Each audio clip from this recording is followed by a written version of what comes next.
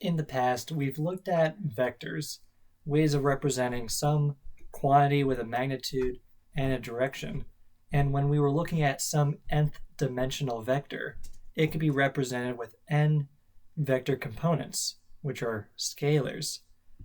And when it came to the addition of vectors, doing so would result in some new vector. And likewise, through scalar multiplication, we could scale our original vector to some scaled vector through multiplication of some scalar, typically a real value.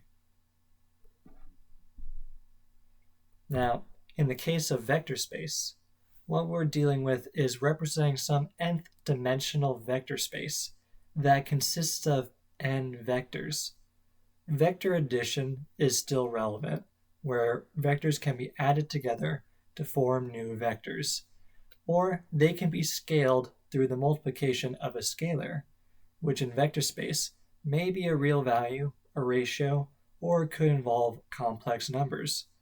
And when we're looking at a vector space, it might be wrong to use the terminology of looking at it, because it does not necessarily need to have a physical meaning, especially when we surpass 3 dimensions.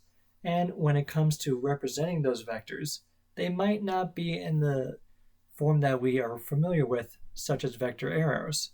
And that is just getting to the tip of the iceberg of looking into vector space.